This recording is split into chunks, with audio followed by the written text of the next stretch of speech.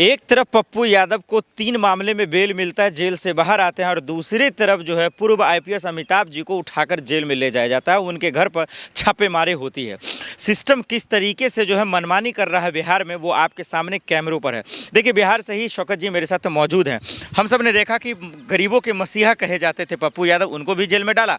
और अब पूर्व आईपीएस जो मोदी जी को लेकर, नीतीश कुमार के बेटे को लेकर सवाल पूछ रहे, उनको भी जेल में डाले। क्या तमाशा है ये? देखिए, बिहार में भाजपा और नीतीश कुमार की सरकार फेल हो गई है।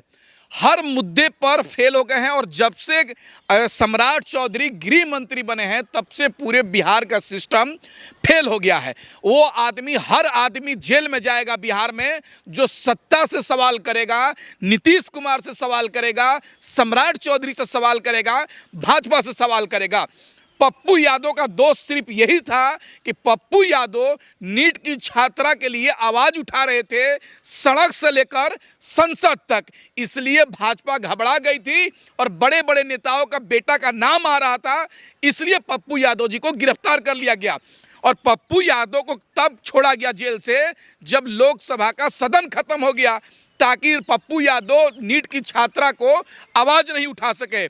पप्पू यादव गरीबों के मसीहा हैं और उनके साथ जिस तरीके से नीतीश कुमार और भाजपा ने जेल भेजने का काम किया है, यह सरासर गलत है। और पूरे बिहार की जनता आने वाले चुनाव में जवाब देने का काम करेगी। आप बताइए, बिहार के पूर्व आईएएस अधिकारी रह चुके हैं अमिताभ दास, उनको आखिर गिरफ्तार क्यों किया गया है? नीतीश कुमार जी और सम्राट चौधरी बताएं, जवाब दे। क्या इसलिए गिरफ्तार किया गया है? वो नीतीश कुमार से सवाल कर रहे हैं, बिहार सरकार से सवाल कर रहे हैं। क्या पत्रकार जी, बिहार में सवाल करना अपराध हो गया है? वो कह रहे हैं कि बिना मतलब का नीतीश कुमार के बेटे को फंसा रहे हैं। ये आरोप नहीं, मतलब कि उनके पास सबूत नहीं है। अगर सबूत नहीं है, आरोप झूठा है, तो भाई जांच करवा दो ना। अरे पूरे बिहार की जनता को अब पता चल जाए कि नीतीश कुमार का बेटा, चाहे कोई किसी का भी बेटा, गलत नहीं है। अमिताभ दास झूठ बोल रहे हैं। आप अगर कोई अमिताभ दास कोई आम आदमी तो है नहीं, आईपीएस अधिकारी रह चुके हैं, एसपी रह चुके हैं। अगर उन्होंने मांग किया है तो हो सकता है केवल सच होगा, यह भी तो हो सकता है सच होगा। प्रॉब्लम क्या है कि बिहार में नीतीश कुमार के पास गृह मंत्री था तो ठीक था। बिहार में गृह मंत्री भाजपा सम्राट चौधरी के पास जाने के बाद हर कोई लफुआई कर रहा है। आप बताइए, आज 14 फरवरी है, वैलेंटाइन डे है, और बिहार में कुछ लफुआ गुंडा डंडा लेकर घूम रहे हैं और लड़का लड़की बैठे हुए हैं, भाई बहन भी हो और रिश्तेदार भी हो, तो वह कह रहे हैं कि तुम क्यों बैठे हो, ये तुम्हारा लड़की कौन लगती है, चलो नारे लगा दो, थाने में चलो। अरे यार, देश में लोकतंत्र है। किसी लड़का लड़की किसी से प्यार करना चाहता है, किसी से घूमना चाहता है, किसी के साथ अगर राजी है, तो ये कौन होता है छीनने वाला आज़ादी? यही सवाल आ रहा है कि अमिताभ दास को दरअसल वो भी कह रहे हैं मेरे जान को खतरा है, मुझे मरवा देंगे। एक जैसी बोली आ रही है लगातार। बिल्कुल, जिस तरीके से गिरफ्तारी हो रही है ना, छुपे छिपके, बिना आधी ड्रेस को, बिना वर्दी का, तो लोगों में तो डर पैदा होगा ही।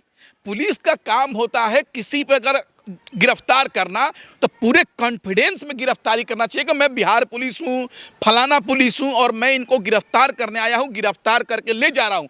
आखिर चोरी छुपे क्यों ले जा रहे हो किसी को? भाई, तुम अगर इस तरह से हरकत करोगे तो ये समझ में आ रहा है कि सरकार के लोग दबाव डलवाकर इस तरह से काम करवा रहे हैं कहीं पर भी।